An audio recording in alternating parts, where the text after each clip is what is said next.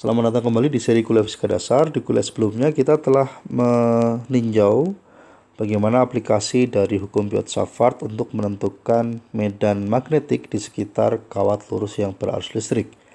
Kali ini kita akan menerapkan hukum Biot-Savart pada kawat yang dibentuk melingkar seperti ini, seperti pada gambar di sini. Anggaplah ini lingkaran sempurna. Kemudian kita kasih arus seperti ini, searah jarum jam, dan di tengah sini ini adalah titik pusat lingkaran.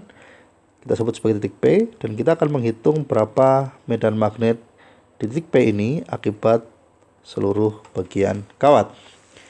Kita tuliskan lagi hukum Biot-Savartnya dalam bentuk seperti ini. dB sama dengan mu0 kali I dibagi 4pi dl cross R topi dibagi R kuadrat.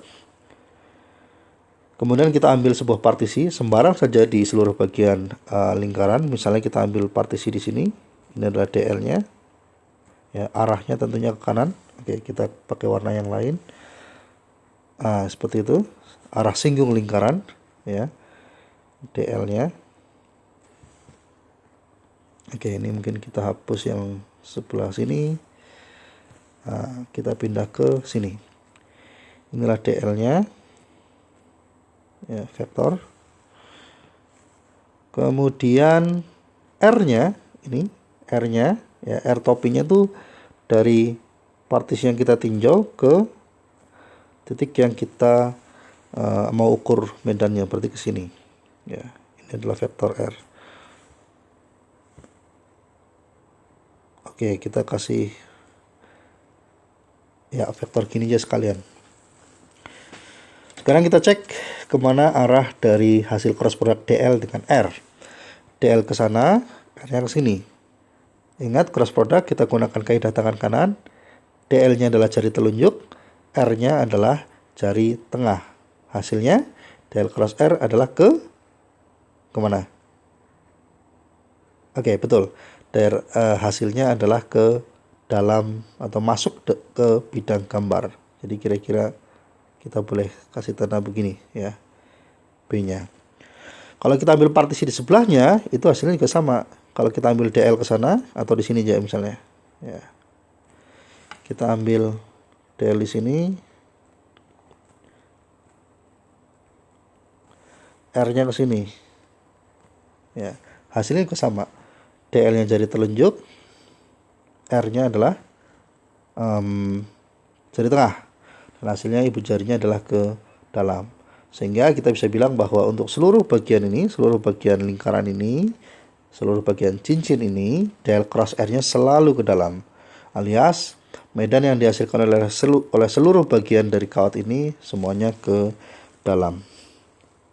Oke, arahnya ke dalam bidang gambar atau masuk bidang gambar. Selanjutnya kita hitung bagian yang lain.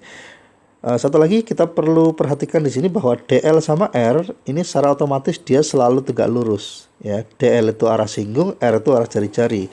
Arah singgung dan jari-jari itu dia selalu tegak lurus. Sehingga kalau kita mau hitung DL cross R, kemudian kita cari besarnya, otomatis hasilnya adalah seperti ini. Kemarin sudah kita bahas.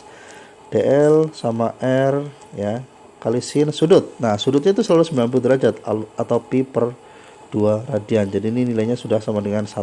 Jadi kita hanya perlu menuliskan DL saja. Kemudian hal yang istimewa dari lingkaran ini adalah nilai R-nya ini, nilai jarak antara partisi dengan pusat itu selalu konstan, ya. R-nya selalu konstan.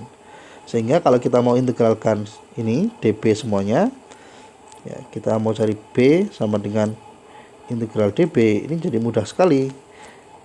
mu0 kali I dibagi 4pi, ya. Del cross R-nya tadi hasilnya adalah DL saja, sementara R-nya ini konstan. Jadi saya boleh tulis ke sini dan ini tinggal diintegralkan. Hasilnya yang belakang sini ini tidak lain adalah integral pada seluruh bagian dari cincin. Integral DL ini adalah akan menghasilkan panjang kawat di seluruh cincin alias keliling lingkaran. Jadi kita akan punya mu0 kali I per 4pi R kuadrat. Ini hasilnya adalah 2 kali pi kali R. Sehingga hasil akhirnya kita akan punya ini boleh dibagi 2 P-nya hilang, ini tinggal sisa 2. Mu 0 kali I dibagi 2R saja. Ya. Jadi besar medan magnetnya adalah sekian, mu 0 kali I per 2R, dan arahnya tadi, arahnya P topinya adalah ke dalam. Ya, masuk bidang gambar. Di sini kita juga bisa menggunakan kaidah tangan kanan dalam bentuk yang lain untuk menentukan P. Jadi coba kalian bayangkan kalau jari-jari tangan kalian itu dilingkarkan begini, melingkar ke sana, ya, searah dengan arah arus. Nah, kemudian ibu jarinya direntangkan, ya.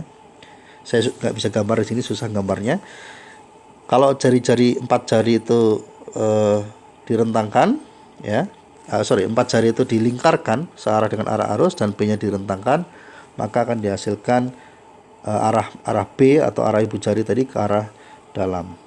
Ya, mungkin saya boleh ulang di sini. Kalau saya punya cincin begini, ya, arah arusnya ke sana, maka kita bisa gambar ini ibu jari. Ya, saya tidak pandai menggambar. Dan ini arah keempat jari-jari yang lain. Ya.